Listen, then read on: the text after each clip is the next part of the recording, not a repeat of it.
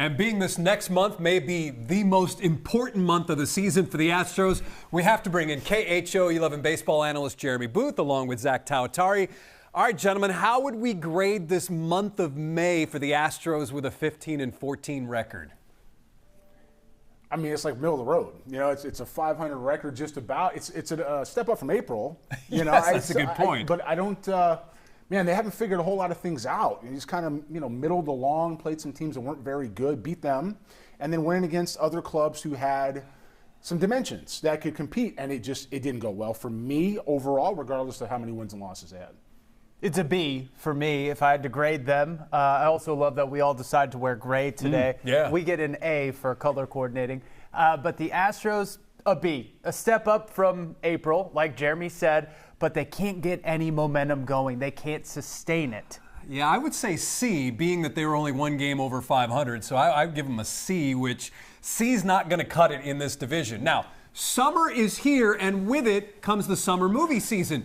Some of these movies will be blockbusters. Some will be blunders. So tonight, let's forecast the next month of Astros baseball. Will the Astros be more blockbuster or more blunder, starting with the relief pitching? More blockbuster or more blunder, Jeremy, for the month of June?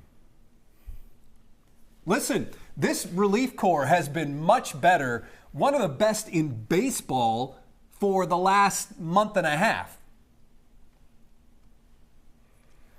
I'm going to go, man, I look at this and I just think about this team as a whole. And I think about the pressure on the bullpen and the pressure on in other parts of the club when you're not being used right. Like there's people out of play. And I know it doesn't apply to the bullpen. So you're saying the batting lineup. I'm talking about all of it. I'm talking about if the personnel isn't used right, people can't get comfortable. And if there's a couple of days when they're pitching well, great.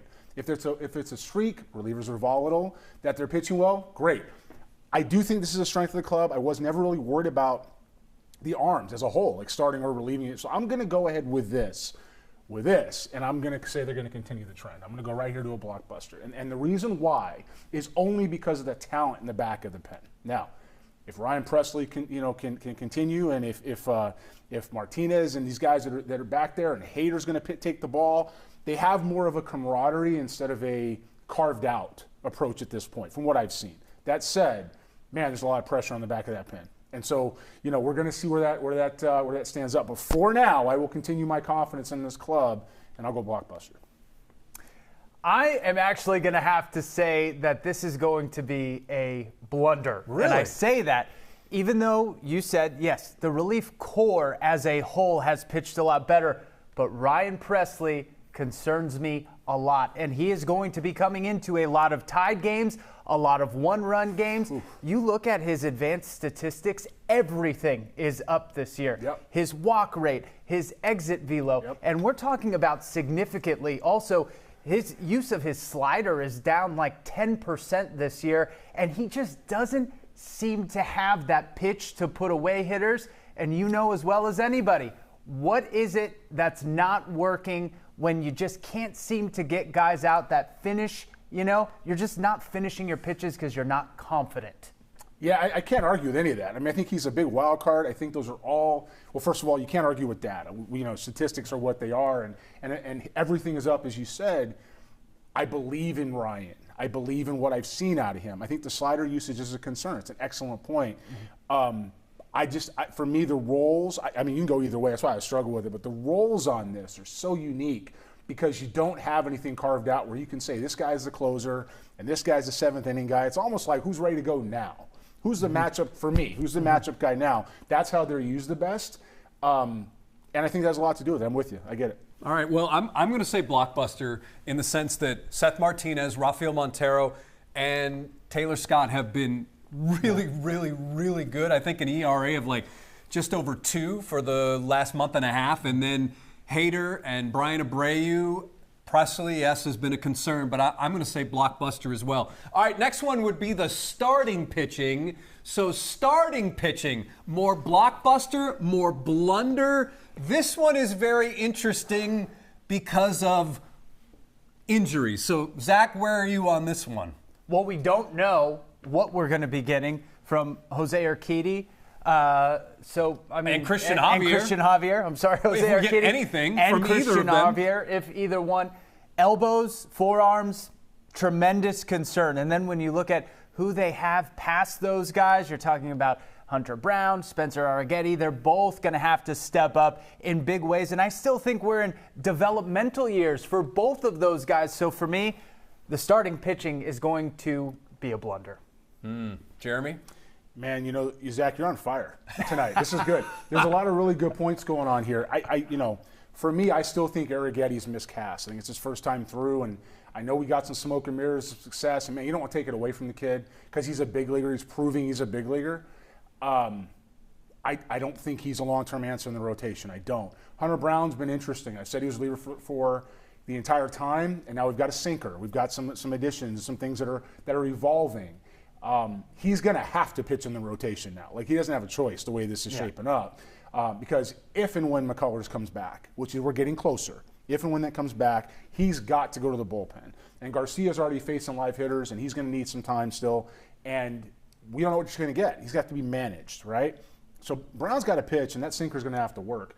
Jury's still out for me on that. For me, he's a Jonathan Papelbon type, but for the moment, he's got to pitch in the rotation. I'm not going to do either of these. Okay. I'm going to be somewhere in the middle. I'm going to Okay. be right there because I don't know what we're going to get, and I don't know what to roll out every night, which is the first time that I can say this about this club in 7-8 years. I don't know what we're going to get on a night-in, night-out basis, and I don't think they do either. So for me, it's right in the middle. Well, we talked about this a lot last year, Jeremy, with Hunter Brown, is you were walking to a situation where Hunter Brown was going to throw more innings than he ever has in professional baseball. That's right. Spencer Arrighetti will now be throwing if Urquidy and Christian Javier don't come back. You're talking about a guy who's going to be throwing more major league stressful innings than he's ever seen. That doesn't bode well down the stretch. So yes, smoke and mirrors maybe for the next month. I guess I'll do that as well. Mixed reviews, like a Siskel and Ebert like this, maybe, from back in the day. So I'm going to say that. I'm going to go in the middle of the road as well. Now, I'm going to do this when we're talking about the starting pitching. The West, the American League West seems to be a little bit of a debacle, frankly. I mean, it's not great. I mean, the Angels haven't been good. If the Mariners could hit, they should be up 10 games. Yeah, there's no doubt. I mean, and when it comes to their pitching's got to be the best in the division, right? When it comes to what the A's are doing, let's move on. When it comes to what the Angels are doing, we saw them. Sometimes they're going to be okay, sometimes they're not. Yeah. And when it comes to the Rangers, they're always a threat. This club, for me, they need to do this. They're just going to need to go ahead and get out there and pitch and eat up some innings to take stress off the bullpen we just talked about.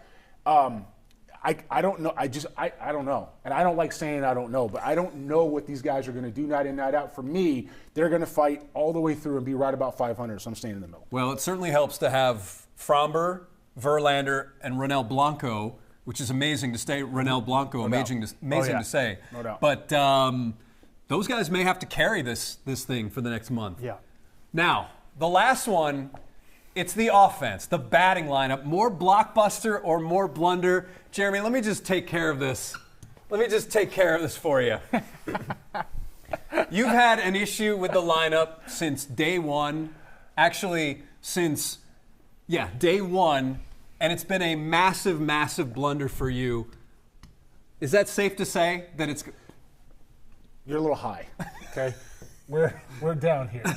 We're going down. And Zach, okay? Is that all right to speak for you as well? Absolutely. This has been a debacle. This has been so bad with what you have done in person. How many one-run games, and I don't have the number, it's more rhetorical, how many one-run games has this club lost? They've lost a lot more than they've won. That's the lineup, especially if it's 4-3 like it was today, or if it's 1-0. There's a run production there that isn't happening. There's people that are hitting out of position, and somebody just refuses. Today, Bregman hit second, right? Somebody just refuses to take my guy Jeremy Payne and put him in the 2-hole. It's almost like somebody's listening and going, yeah, we're not going to let you be. I don't know what that's about, but I'm telling you now, that's not good. And this team is too talented offensively to end up that way. When you have people miscast, you create questions in starting pitching. The starting pitching needs to understand what they've got behind them. They understand what's coming up in the lineup. They pitch to situations. They pitch to progress. When it comes to relievers, They come in, and they're just trying to get outs, usually one time through or one inning, but they're just trying to get outs. It plays with your mind if you don't have comfort in what your club is doing. This is the first time that I can remember an Astros team in the last 7-8 years that hasn't had any comfort across the board. They look like they're playing a little scared. They really do. They look like they're playing a little bit intimidated, like they're confused. They don't understand this. And you have to go ahead and look at this lineup. And we've talked about all the pieces, right? Jake Myers had a good May, okay? Still a fourth outfielder for me, but he had a good May. McCormick is not playing well. Dubon continues to play well, no matter what. Payne has been good. Bregman's been not so great, but he's started to get better. Tucker's hit the ball in the ballpark. Stop there. How do you move those guys around? Well, let's do that, Jeremy, because once again, Jeremy is all about putting out an optimal lineup for him. So we're going to put you to the test once again. Your preferred lineup is coming up on Sports Extra. More on the Astros, as promised. Zach Tawatari, former Major League scout Jeremy Booth, forecasting the month of June for the Astros like it's summer movie season. We've been doing more Blockbuster, more Blunder. Obviously, for you, Jeremy, the lineup, more Blunder. So let's do this. Let's write out your lineup. Now, back on April 1st here on Sports Extra, you said Altuve batting first, Pena, Bregman, Yordan, Jose Abreu, Kyle Tucker in the 6th spot, Yainer Diaz, Chas McCormick, and Jake Myers, and maybe a combination of Myers and Dubon there. So now, June 2nd, how much of this lineup would you pull over into this category? So April 1's much different than June 2nd, right? It's a totally different time in the season. A little warmer. You have some time to sit bats. You've had some games. You've had some standings. You have an idea what needs to happen the rest of the year. For me, 1, 2, and 3 go that way the same. Okay. Okay. They just slide over. Even Bregman and his struggles that he's had, although he has played or at least hit much better of late. He needs to hit, and I'm protecting him as much as possible. Okay. Okay. All right. Pena and Bregman slide over there. From there, you can clearly look at Alvarez and Tucker.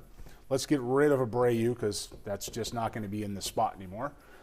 We'll go with Alvarez 4.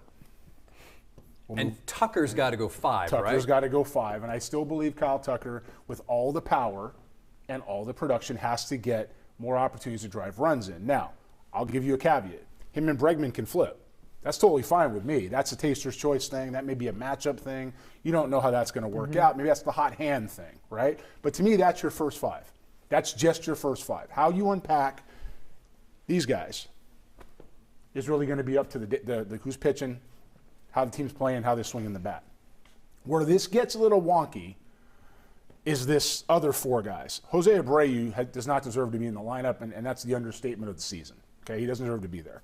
So for argument's sake, with Joey Loperfido in AAA, for now it's John Singleton. And same from 6. Okay. Just John Singleton's got to be your first baseman. Sure.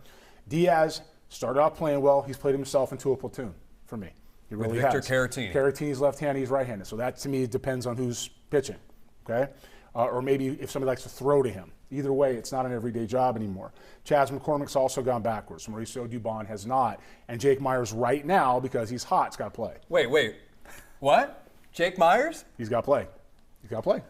Is that Oh is my that gosh. a bird? No. A plane? Who is it? It's Super Jake. Super Jake Myers. Look at, wow, I'm really impressed. Look at what him. did you do to talk to the graphics people to come up with that on such short notice? That's actual footage from the catch he made yesterday against the wall. I don't know. I mean, and you put a red cape on him. That's pretty impressive. So he comes Jeremy, with the red cape. He does come with the red cape now. So Jeremy, should Super Jake be at 6? No, he should not be at 6 because of foot speed and because of the quality of the bats he's having. We still want to get as many fastballs as we can. So if I got Tucker hitting 5 just in this lineup right here, okay, I'm probably putting a Singleton or whoever's catching in the 6th spot with the other one going 7. Okay. That just depends on the hot hand. So for argument's sake, let's put the catcher at 6 and Singleton at 7. Go ahead and put Caratini / Diaz? Yeah, for 6, and then I'm going to put Singleton at 7. Okay. And then I'm going to hit Myers and Dubon in that order. Okay. And the reason why I'm hitting Myers and Dubon in order is because I want Dubon getting on base. Yeah. He's going to get Turn on base. Turn the lineup over. Correct. He's going to get on base for me more often Right. than Myers on any day of the week. He's proven that. And I, again, want to give Jake Myers, if I'm going to keep him productive, as many pitches to hit as I can. Right? So for me, as I sit here on June 2nd, and this is the opposite of our former manager with Houston, you know, Dusty, who stayed with it all year. Yeah. You got to move guys around a little bit. Now, for all you guys, for everybody watching, I will say again, 3 and 5, you can move those guys. This guy's got to get some consistency. Jordan. Yeah, he's got to get comfortable where he is and not be messed with anymore. But if you want to flip Bregman and Tucker, I wouldn't argue that. Wouldn't argue that at all. But you still, this is still your 5. Now, when it comes to Caratini and Diaz, we talked about that. Those guys can easily do that. And if you want to do this, I don't agree with it, but you could easily do that. So you have some interchangeable pieces here where people aren't going to be disrupted or uncomfortable. But if I'm looking at my most optimal lineup, I got free swinger who's a hunter and a Hall of Famer. I've got a guy that can move the ball around and still drive the baseball to the ballpark. I got a guy I got to have hot. I got to have Bregman swinging the bat against all this power behind him. I'm going to get Bregman the pitches to hit, get him going. Alvarez is Jordan. Tucker can hit in any of these 3 spots, so he's fine there. And then we got to maximize. And I think that's your best opportunity to maximize for run production. For me, as on June 2nd, that's how I'd roll it out. This Astros lineup is not unlike most lineups that we see. You have your stars, and then you have the guys that you rotate. I think that what has gotten confused in the last couple months, though, is who the stars are versus the guys who are supposed to contribute in ways that they can. There's a reason baseball has 162 games. There's a reason you have 5-man rotations. There's a reason you have 9 guys hit. There's a reason you have 9 guys in the field, because baseball is a game of structure, because momentum is generally created off of structure, and the teams with the most momentum throughout the years, or who withstand the momentum swings, they're the ones who win, right? And so you need this structure of 1 through 5, and then the other guys contributing. The one thing I will say is, yes, Diaz has played himself into a platoon position, I should say, but I think Caratini has played himself up into that platoon position. He's given Joe Espada something to think about. He's done well defensively, and he's obviously swung a hot stick. I mean, they owe him several of those walk-off wins this year, and they need all the wins that they can get. So, yes, I like this. I love the idea that it provides structure and that you have your role players contributing. You're not just on fire. That's a full-blown inferno. Okay, that gets really well done, well said. And I agree. I think this is how you get into a platoon. One guy doesn't play well, the other guy does, right? And you find a balance. Years ago, the Anaheim Angels, or then they were the California Angels, had guys that ran it all the time. Right hand hitting Andy Allenson, left hand hitting George Fabregas, and they rotated. Clubs have done this throughout time. The Yankees have done this. The Red Sox have done this. Sometimes it's part of it, right? Yeah. You keep guys fresh based on who's pitching or who's swinging a hot bat, depending on what you need, and the other guy can always be behind him. So this is right where I think I agree. It's right where it needs to be.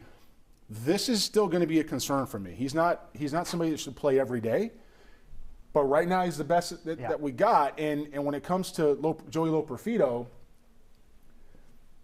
if something happens with Jose Abreu, he's the guy that's got to come back. Not a first baseman. At this point, it's pretty evident they do not view him as a first baseman. They need to reevaluate it. Well, you got to find some kind of athleticism. And to me, I'm not putting Dubon at first. I know he did it.